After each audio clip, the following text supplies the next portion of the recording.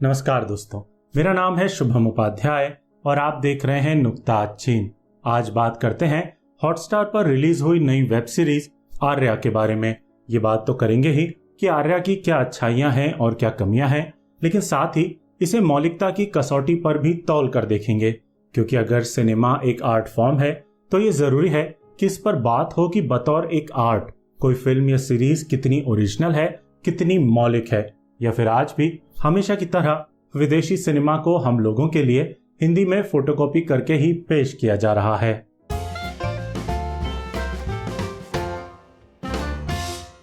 सबसे पहले सीरीज की गुणवत्ता की बात कर लेते हैं। सुष्मिता सेन की इस कमबैक सीरीज की खासियत है कि ये बड़ी तन्मयता से दिखाती है कि एक माँ, एक हाउसवाइफ कैसे ऑर्गेनाइज्ड क्राइम की दुनिया के बीच नेविगेट करने को मजबूर होती है और इस बीच अपनी इंसानियत को बचाए रखने की कोशिश करने के साथ साथ कैसे अपने बच्चों का सुरक्षा कवच भी बनती है। 9 एपिसोड की इस सीरीज में बीच वाले कुछ एपिसोड्स में कसावट की खासी कमी नजर आती है और कई प्लॉट पॉइंट्स काफी रिपीटेटिव हो जाते हैं, लेकिन सीरीज के शुरुआती और आखिरी एपिसोड्स काफी दिलचस्प हैं और जिस दुनिया को ये सीरीज रचना चाहती है और माफिया परिवारों के बारे में जो बातें ये कहना चाहती है वो इन एपिसोड्स में बेहद कुशलता से सामने आता है। सीरीज खत्म होने के बाद ये साफ हो जाता है कि अगर इसमें 1-2 एपिसोड भी कम होते या फिर सेकंड एक्ट में कुछ ज्यादा ही दिलचस्प घटनाक्रम हमारी नजर होते तो आर्या एक बेहतर सिनेमा का रूप ले सकती थी। जिस टीवी सीरीज पिनोजा पर यह बेस्ड है वो भी लगभग 48 मिनट के 8 एपिसोड में वही कहानी खत्म कर लेती है, जिसे हूबहू कहने में आर्या 50 से 55 मिनट के 9 एपिसोड लेती है। इससे हुआ यह है कि अब हमेशा के लिए आर्या को बेवजह धीमी रफ्तार रखने वाली वेब सीरीज के तौर पर जाना जाएगा, जबकि वह आसानी से इस बेवजह के तमगे से खुद को बचा सकती थी।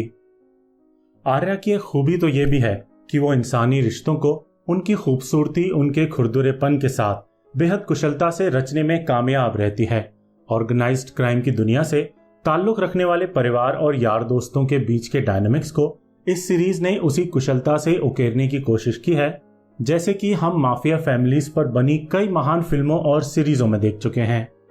द गॉडफादर फिल्म से लेकर द सुप्रेनोस जैसी टीवी सीरीज तक और हाल के सालों में आई गमोरा और पीकी ब्लाइंडर्स जैसी नई क्राइम ड्रामा सीरीज तक में हम देख चुके हैं कि क्राइम की दुनिया में आखिर परिवार के क्या मायने होते हैं और एक क्लोज्ड नेट माफिया फैमिली को प्रोटेक्ट करने के लिए उसके पैट्रियार्क कितनी दूर तक जा सकते हैं। आर्या को आप भले ही एक माँ के अंडरवर्ल्ड में उतरने की कहानी के तौर पर देखें, लेकिन जब इस सीरीज को खत्म कर उठेंगे तो आपको एहसास होगा कि ये सीरीज माफिया फैमिलीज की अंदरूनी कार्य प्रणाली पर अब तक बने महान सिनेमा से प्रभावित होकर उनकी ही तरह एक मारक नजरिया पेश करने में सफल रहती है। सबसे बड़ी खूबी की अगर बात करें जिसने आर्या को अंत तक देखी जाने वाली एक दर्शनीय वेब सीरीज बनाया है तो वो है उम्दा एक्टरों का बेजोड़ अभिनय। छोटे छोटे रोल में भी कई एक्टर कमाल करते हैं और क्योंकि उनसे कोई इमेज नहीं जुड़ी हुई है इसलिए भी वे अपने अपने किरदारों में गजब का प्रभाव पैदा करते हैं। पति से अलग कर दी गई उम्रदराज पत्नी के रोल में सोहिला कपूर दमदार प्रेजेंस रखती हैं, तो एक मुंहफट गुंडे के रोल में विश्वजीत प्रधान दिल जीत लेते हैं। विकास कुमार वैसे तो सीआईडी नाम के टीवी शो में भी पुलिस वाले बनते रहे हैं, लेकिन यहाँ एसपी खान बनकर उनका काम उतना ही अच्छा और असरदार है जितना कि 2010 में आई टीवी सीरीज पाउडर में था। वहीं रॉकेट सिंह वाले मनीष चौधरी को आप चाहे कैसा भी रोल दे दें वे उसे पूरी तरह मत ही देते हैं और यहाँ भी गैंगस्टर की एक स्टीरियोटाइप्ड भूमिका में उन्होंने प्राण फूंक दिए हैं। फिर आर्या के भाई बने अंकुर भाटिया हैं जो अपनी इंटेंसिटी से ध्यान खींचते हैं और उनके दोस्त बने नमित दास हैं जिन्होंने कुछ साल पहले पटाखा में अपना कायल बनाया था और 2 पार्टों के बीच पिस रहे एक नशेड़ी बिजनेस पार्टनर की भूमिका में यहाँ भी शानदार अभिनय करते हैं। और फिर धारावाहिक जी मंत्री जी से पहचाने जाने वाले जयंत कृपलानी हैं जो क्राइम फैमिली के बुजुर्ग पैट्रियार्क की भूमिका में एकदम फिट बैठते हैं। उनका साथ खासे इंटेंस नजर आने वाले सिकंदर खेर ने दिया है जो बेहद कम बोलकर अपने किरदार के इर्द गिर्द रहस्यमयी आभा मंडल बनाए रखते हैं और ऐसा करना उनके किरदार दौलत के बहुत काम आता है। साथ ही बच्चों की भूमिका अदा करने वाले अनजान एक्टर्स ने भी बेहद सजीव काम किया है। इस सीरीज की यह भी एक खासियत है कि वो बच्चों और लड़कपन की दहलीज पर खड़े युवाओं की जिंदगी को कायदे से उकेरती है और एक इंटेंस क्राइम ड्रामा होने के बावजूद उनके कई सारे मसाइल को कहानी में सलीके से इस्तेमाल करती है। इन सब के अलावा बरसों बाद सिनेमा में लौटे चंद्रचूड़ सिंह हैं, जिनका रोल ज्यादा बड़ा तो नहीं है, लेकिन उनकी मीठी यादें पूरी सीरीज में आपको अपना प्रभाव डालती हुई नजर आती हैं। आर्या में चंद्रचूड़ सिंह का अभिनय आपको उनके जोश और क्या कहना वाले दिनों के अभिनय की याद दिलाता है, जिसमें उनके किरदारों में इनबिल्ट अच्छाई होती थी और उसमें अपनी खुद की इनबिल्ट अच्छाई को मिलाकर वे किरदार को आत्मीय बना देते थे। आर्या में वे भले ही अफीम का गैरकानूनी धंधा करने वाले बिजनेसमैन बने हैं, लेकिन उसी पुरानी खासियत का उपयोग कर अपने किरदार को इतना आत्मीय बना देते हैं कि उसका स्क्रीन पर बार बार लौट कर नहीं आ पाना दिल खट्टा कर देता है। ये सबूत है कि बतौर एक दमदार परफॉर्मर उन्होंने अभी तक अपना एज खोया नहीं है और आने वाले वक्त में उन्हें और भी ज्यादा दमदार भूमिकाएं मिलनी ही चाहिए। आखिर में बात सुष्मिता सेन की, जो 10 साल बाद सिनेमा में लौटी हैं और ऐसी लौटी हैं कि अपने जीवन का सर्वश्रेष्ठ अभिनय हमारी नजर करती हैं। सीरीज में उनकी एंट्री 2 रस्सियों की मदद से सर के बल उल्टा लटक कर व्यायाम करने के दृश्य से होती है और बार बार एक मोटिव की तरह आते इस दृश्य से ये बात बार बार स्थापित की जाती है कि न सिर्फ इस नायिका की जिंदगी अपसाइड डाउन यानी कि सर के बल खड़ी होने वाली है, बल्कि नायिका की मजबूती उन सारी मुश्किलों से उसे पार भी करा देगी। इस सीरीज में लगभग सभी किरदार ऊंची आवाज में बात करते हैं, आक्रोशित होने पर कई बार चीखते हैं, लेकिन सुष्मिता सेन हमेशा धीमी आवाज में बात करती हैं और फिर भी हम दर्शकों को उनकी ही बात सबसे ज्यादा मजबूती से सुनाई देती है। कम करके बहुत ज्यादा कर जाना आज भी अभिनय के क्षेत्र में एक दुर्लभ तरीका माना जाता है। सुष्मिता सेन ने एक लंबे अरसे बाद अभिनय में लौटने के बावजूद न सिर्फ इस मुश्किल तरीके को अपनाया है, बल्कि बेहद कन्विक्शन के साथ सुष्मिता को आर्या सरीन बनाया है।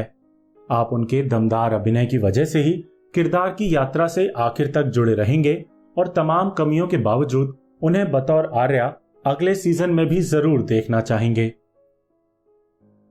अब बात मौलिकता की, यानी कि ओरिजिनलिटी की। हिंदुस्तान के लिए सीरीज को नीरजा जैसी बेहतरीन फिल्म बनाने वाले राम माधवानी और संदीप मोदी ने मिलकर क्रिएट किया है और इसे लिखा संदीप श्रीवास्तव और अनु सिंह चौधरी ने है।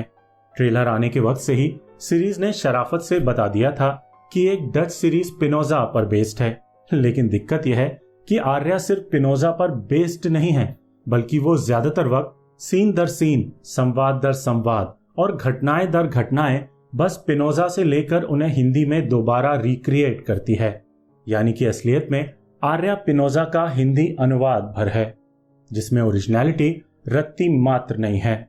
क्रिएटिविटी की कुछ बूंदें जरूर छिड़काई गई हैं, जो कि राम माधवानी का कौशल ज्यादा लगता है, लेकिन अगर आप ओरिजिनल सीरीज पिनोजा का पहला सीजन देखेंगे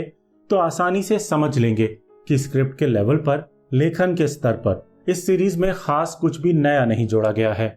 बड़ी से बड़ी खासियतों के अलावा छोटी छोटी चीजें भी पिनोजा की ही आर्या में इस्तेमाल की गई हैं। यहाँ तक कि अगर कोई गुंडा ओरिजिनल डच सीरीज के किसी एक सीन में ही सर्दी जुकाम से पीड़ित है, तो आर्या तक में उसके हिंदुस्तानी अवतार को सर्दी जुकाम से पीड़ित दिखाया गया है। और ये बात आप जानते ही हैं कि हॉटस्टार विदेशी वेब सीरीजों की रीमेक ही अभी तक सबसे ज्यादा बनाता आया है। ओरिजिनल स्क्रिप्ट पर बनी स्पेशल ऑप्स को छोड़ दें तो हॉस्टेजेस से लेकर क्रिमिनल जस्टिस और द ऑफिस जैसी सीरीज मशहूर विदेशी वेब सीरीजों का ही हिंदी रूपांतरण रही हैं। हॉस्टेजेस को तो सुधीर मिश्रा जैसे विलक्षण फिल्मकार ने निर्देशित किया था, लेकिन फिर भी वो इजरायली ओरिजिनल सीरीज का सीन दर सीन, संवाद दर संवाद हिंदी अनुवाद भर था और उसमें भी रत्ती भर की ओरिजिनलिटी मौजूद नहीं थी। आर्या के साथ हॉटस्टार को ये फायदा जरूर हुआ है कि जिस डच सीरीज पिनोजा का वो थोड़े बहुत बदलावों के साथ हूबहू अनुवाद है, वो हिंदुस्तान में किसी भी ओटीटी मंच पर पहले से उपलब्ध नहीं है। इसलिए हॉस्टेजेस, क्रिमिनल जस्टिस और द ऑफिस की तरह उसे पहले से किसी ने देखा ही नहीं है और इसीलिए आर्या के किसी भी रिव्यू में आपको दोनों की तुलना मिलने नहीं वाली है। लेकिन यूट्यूब पर पिनोजा के पहले सीजन का एक ठीक ठाक प्रिंट बिना सबटाइटल्स के साथ मौजूद है। अगर आप चाहें तो बस उसके शुरुआती 1-2 एपिसोड यूट्यूब पर देखकर आर्या को देखिएगा। आपको आसानी से अंदाजा लग जाएगा कि छोटे मोटे बदलावों और परिवेश को बदलने के अलावा आर्या ने कुछ भी खास नया, ओरिजिनल या क्रिएटिव नहीं किया है। स्पिनोजा को अंग्रेजी में ब्लैक विडो के नाम से भी जाना जाता है और इस सीरीज 5 सीजन का लंबा सफर तय कर चुकी है। इसका एक अमेरिकी रीमेक 2013 में रेड विडो के नाम से भी बना था, जो कि पहले सीजन के बाद ही कैंसिल कर दिया गया था। वहीं हिंदी रीमेक आर्या स्पिनोजा के पहले ही सीजन की कहानी जस की तस कहता है और उसमें तथा डच ओरिजिनल में अगर कोई खास अंतर है तो वो है राम माधवानी का बेहतरीन निर्देशन।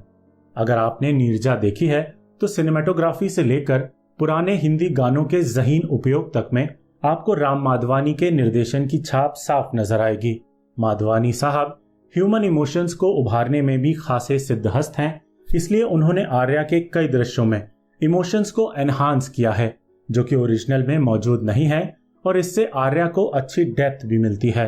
लेकिन ये इमोशनल कोशेंट बढ़ाने की वजह से हर एपिसोड की लंबाई कुछ मिनटों से बढ़ जाती है और हूबहू वही कहानी कहने के बावजूद 8 एपिसोड की ओरिजिनल सीरीज 9 एपिसोड का खिंचाव पाती है और ये लंबाई बदकिस्मती से बिल्कुल भी आर्या के पक्ष में नहीं जाती। एक चीज और जो आर्या में बेहतर तरीके से नजर आती है वो है एक विदेशी कहानी को शऊर के साथ राजस्थानी परिवेश में स्थापित करना। भले ही इसके ज्यादातर किरदार राजस्थानी लहजे में बात करते हुए नजर नहीं आते हैं, एक स्टैंडर्ड हिंदी का उपयोग किया जाता है जो कि हर तरह के दर्शकों के बीच मान्य हो सके, लेकिन फिर भी अपनी खुद की कहानी गढ़ने में सीरीज खासी मेहनत करती है और ये बात काबिले तारीफ है कि वो अपनी दुनिया को ऑथेंटिक बनाती है। अब आप खुद इस सीरीज को देखिए और फैसला लीजिए कि ओरिजिनल न होने के बावजूद क्या आर्या को वही दर्जा दिया जाना चाहिए जो पूर्णतः मौलिक और ज्यादा मेहनत से तैयार दूसरी हिंदुस्तानी वेब सीरीजों को दिया जाता है।